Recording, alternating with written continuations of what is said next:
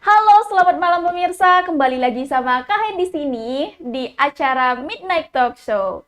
Nah, pemirsa, seperti biasanya nih, kita bakal bahas seputar hal mistis yang ada di sekeliling kita. Nah, pada malam hari ini, Kak Hen sudah menyiapkan seorang narasumber. Sebenarnya ada dua sih pemirsa, tapi Kak Hen bakal ngundangnya satu persatu. Nah, Kak Hen ini bakal ngundang seorang narasumber yang mana beliau adalah seorang supir ambulan selama pandemi COVID-19. Nah, langsung aja kita undang beliau. Ini dia Mas Dharma Sena. Halo Mas Dharma, Halo silakan Mbak, duduk.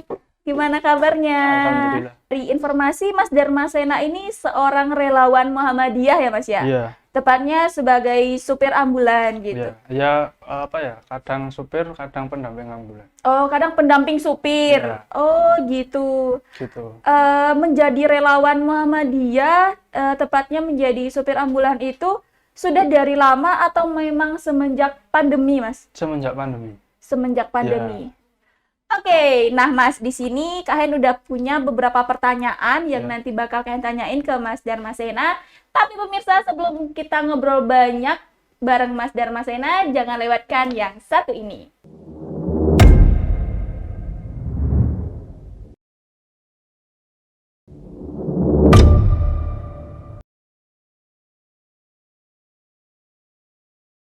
Pertanyaan pertama untuk Mas Dharma Sena. Kita harus eh, apa ya, biar horor dikit gitu ya, Mas.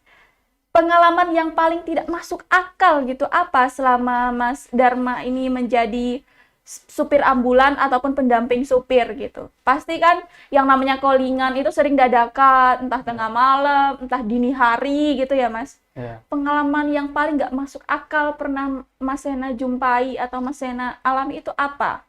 eh apa ya? Pernah nganter pulang pasien ke Wonosari. Hmm? Nah, itu Wonosari itu jalan ke Gunung Kidul itu. ya, Dari mana, Mas? itu dari Sarjito, Oh. ke itu pasien ya, itu pasien. Jadi kita pulang dari Wonosari itu kita lewat di jalan mana ya itu? Iya, aku lupa di mana. Itu Masuk desa gitu. ya, Bukan jalan ring road berarti. bukan. Oh iya. Nah, itu sepi, gelap. eh, itu setelah pasien turun sampai rumahnya turun, terus kita balik ke kota, itu eh, benar-benar sepi, nggak ada orang, gelap. Jadi cuman yang lewat itu cuman ambulannya aja. Nah, itu eh, aku melihat ke belakang, kan ada apa namanya, apa ya itu namanya, bed, tempat tidur di ambulan Nyebut itu. orang sakit itu. Ya. Iya. Nah, itu aku lihat tuh di belakang, di tengah kan ada kursi satu. Nah, di belakang kursi satu itu ada apa ya, kalau disebut itu semacam ya kayak Mbak Kunti gitulah. Oh iya. Ya. Jadi dia emang Masnya ngerasa atau memang melihat bahwa si dia ini tuh berwujud perempuan atau Apa ya, rambut panjang, pakaian putih gitulah. oh, jadi makanya kemungkinan itu adalah sosok Iya, perempuan yang iya, numpang di situ iya. ya, Mas ya. Jadi itu sempat kaget, terus aku itu pas aku jadi pendamping supir. Itu Mas ngomong nggak sama supirnya atau Iya, aku terus ngomong ke supirnya? Iya. Terus supirnya gimana? Supirnya ngeliat dari spion tengah. Ngelihat juga berarti? Iya, ngeliat juga. Ngelihatnya itu dari pas pulang dari Wonosari itu Iya, ke arah kota, itu ngehnya di jalan mana, Mas? Nah, itu Lupa jalannya. lupa. Karena Tapi itu sampai akhir, sampai nyampe ke posko, sepi. Ya. ada terus? Di Atau pas di tengah jalan hilang gitu? di tengah jalan hilang. Tengah jalan Jadi hilang? mungkin kayak sebentar aja di situ. Iya. Numpang sebentar. Terus saya lihat lagi, balik badan juga udah nggak ada. Wow, pemirsa kayaknya jadi merinding ya. Nah, Mas, lanjut nih. Selain itu mungkin ada hal baru apa yang pernah dialamin? Yang, wah ternyata kok gini gitu. Selama bertugas. Ngomong-ngomong, Masnya bertugas di wilayah mana, Mas? Di wilayah Keraton, Oh, Keraton. Iya. Oh, kota berarti ya. kota. Satu tim itu ada berapa orang? biasanya yang ngurusin pasien COVID, entah itu ngantar ke rumah sakit atau ngurus jenazah gitu? Ya biasanya 10 orang ada. 10 orang ada. Ya, tapi ini karena udah apa ya, pandemi juga udah apa namanya udah Menurun menurun, jadi kan sudah banyak yang lanjut bekerja lagi. Mm-mm. Jadi ya yang apa ya, yang istilahnya luang waktunya bisa apa namanya pas ada jadwal ya berangkat gitu. Tapi Mas ini kan seorang relawan kan ya? Iya. Nah, relawan itu kalau kita ngomongin gaji mungkin ada dan tiada gitu ya, Iya, Mas. iya. Apa sih yang membuat Mas Darmasena ini memutuskan ingin menjadi relawan waktu itu? Itu waktu COVID ya. Iya. Jadi di wilayah Keraton itu Mm-mm. sempat melonjak COVID-nya.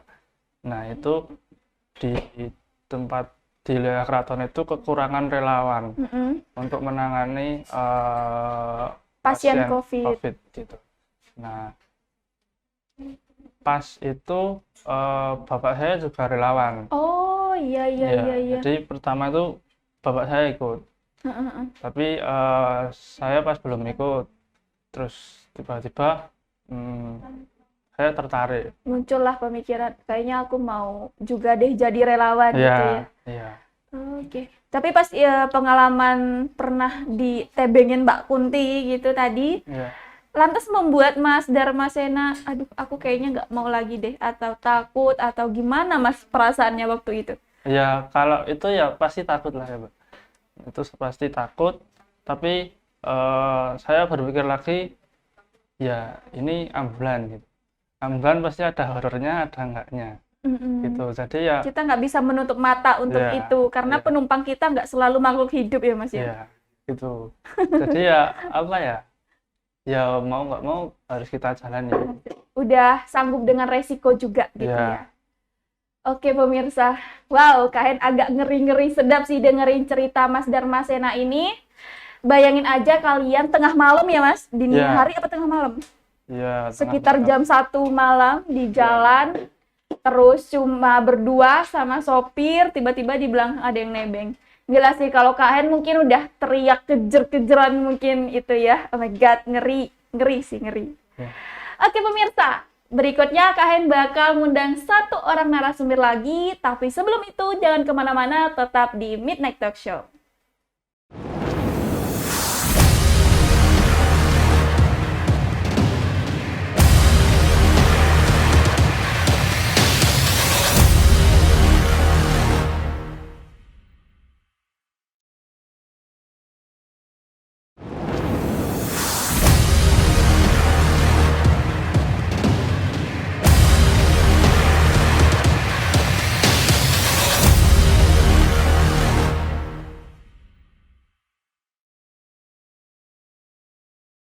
Halo pemirsa, balik lagi di segmen 2 bareng Kak Hen dan juga masih ditemenin sama Mas Sena di sini.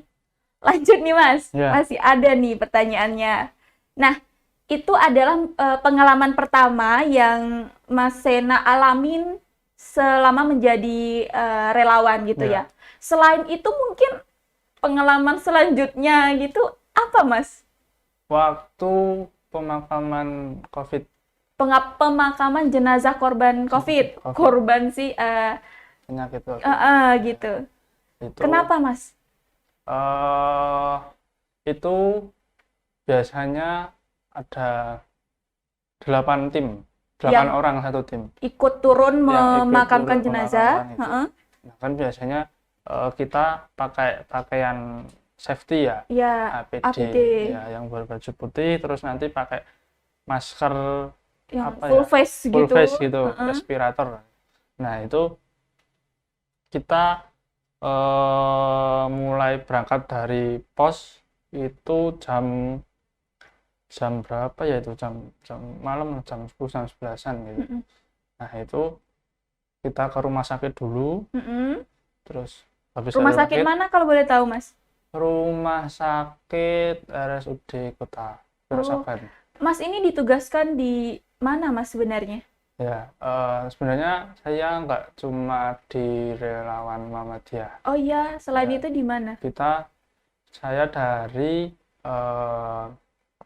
di mana ya, di kecamatan, di wilayah Mm-mm. itu ada namanya Posekber. Oh, apa itu Mas? Posekber itu? Itu di bawahnya BPBD Oke, oke. gitu. Nah, lanjut Mas. Pas nganterin jenazah ke makam, bawa tim kurang lebih 8 orang. 8 orang. Lalu apa yang terjadi? Ya, itu pemakaman di makam Kerapiak. Kerapiak Bantul yang dekat pondok itu, Ya, Menjangan. ya, Oh, ngerti. ya, di situ. Nah, di situ eh, karena makamnya agak di tengah, Ya. jadi kan posisi jenazahnya juga berat. Heeh. Jadi pastikan kita ke liang kuburnya itu apa ya, melewati banyak makam Kuburan-kuburan gitu, gitu. kuburan gitu.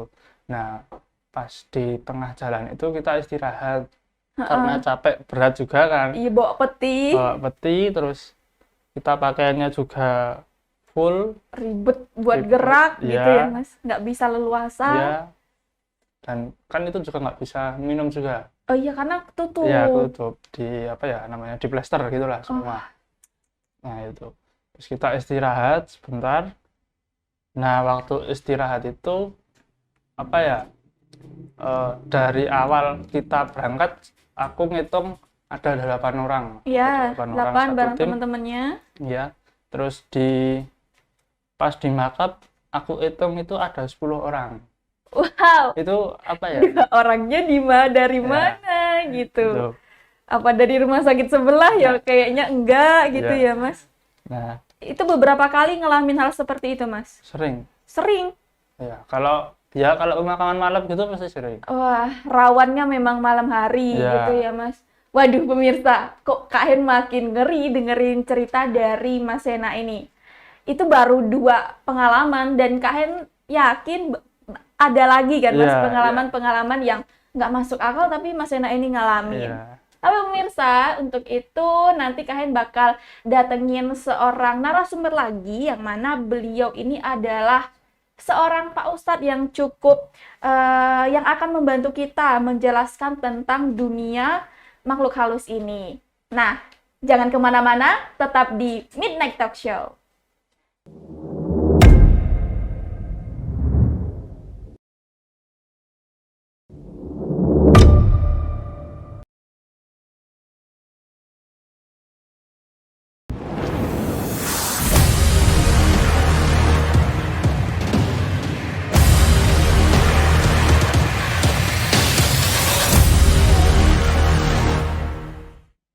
Halo pemirsa, jumpa lagi bareng Kak Hen di sini, tentunya tetap di acara Midnight Talk Show.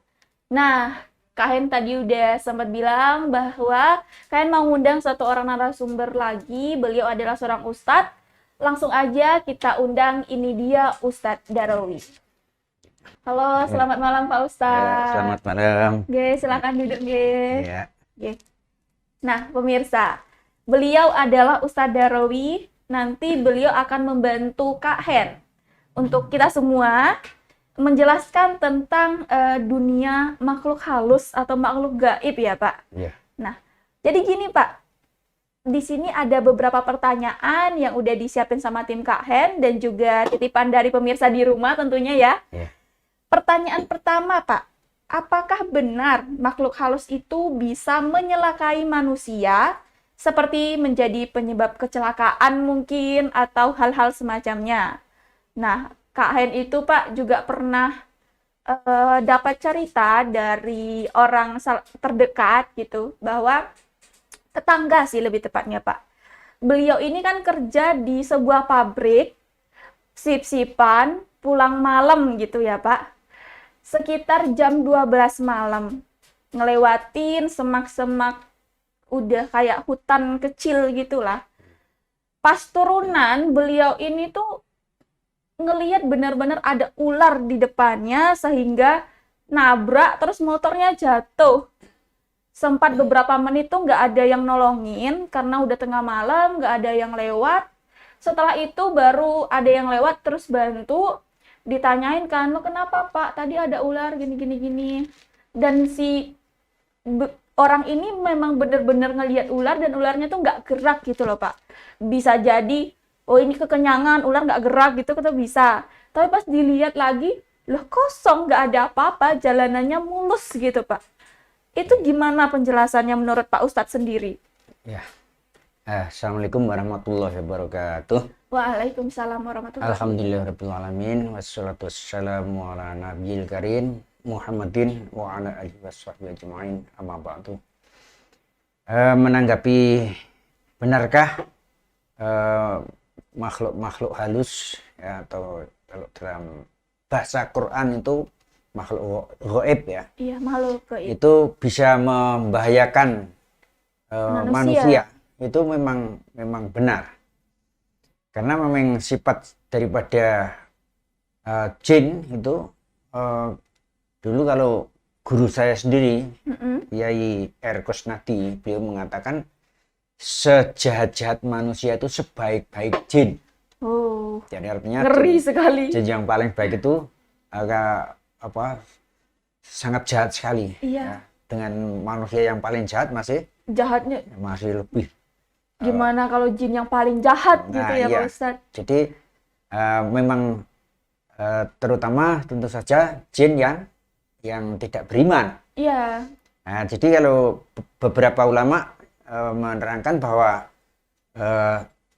jin yang tidak beriman itu yang termasuk kelompok setan, Hobinya ganggu Ya. manusia. mengganggu manusia dan membuat bahaya. Iya. Nah, itu. Dan karena saya sendiri terakhir belum lama, ya mungkin ya sebelum COVID, Iya. belum lama itu. Beberapa tahun yang lalu tepatnya ya Pak Ustadz. Kalau ini belum begitu lama. Iya. Ini seorang sopir mengantarkan wisata Heeh. di daerah Pelayan Gunung Kidul. Oke. Itu Pelayan Gunung Kidul ke barat itu ada objek wisata namanya gua apa itu? Bukan guanya, sungai. Pantai. Sungai. Oh, sungai. Sungai yang untuk wisata itu. Iya. Dia ngantarkan di situ, dia dipukul oleh penunggu di situ. Aduh. Akhirnya apa? Dia Gitu. ya masih tahan sampai di rumah. Dia masih tahan, tapi begitu sampai di rumah itu sampai seminggu itu dia mengerang-erang kesakitan sampai tetangga-tetangga itu sampai tidak bisa membantu dan terganggu. Iya. Karena dia Teriak-teriak. kepalanya ya menahan sakitnya. Dia waktu ke puskesmas, Heeh. Nggak tapi ketemu penyakitnya. tidak ketemu penyakitnya. Akhirnya ada yang tahu sama saya, datang ke tempat saya minta tolong. Terus akhirnya saya datang ke sana. Ternyata di kepalanya ini ada angin yang ditiupkan sama jinnya tadi. Ditempelin, Ya, ya, dimasukin Jadi gitu pukulannya itu yang masuk angin, gas itu. Berarti ini mengganggu saraf dia. ya. Iya.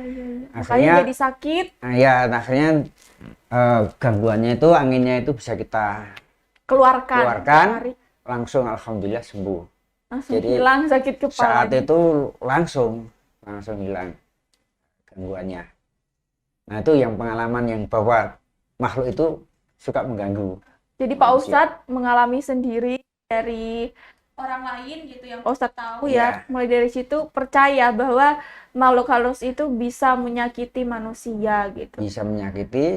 Saya juga mengalami sendiri. Oh, Ya, iya. bahkan tidak hanya saya sendirian, satu rombongan sekitar 50. Oh, ramai 50 sekali orang. ya Pak Ya, Ustadz. 50 orang. Heeh. Cuman yang diserang itu bis yang saya naiki. Bukan orangnya Ya, gitu, bukan tapi kendaraannya. Kendaraannya. Jadi mesinnya dimatikan. Waduh, Padahal pas di Tanjakan. tanjakan kurang sedikit sampai puncaknya. waduh ngeri sekali. Melorot ini malam hari, Heeh. dari belakang masih ada rombongan yang mau naik ke atas. Alhamdulillah tidak tabrakan.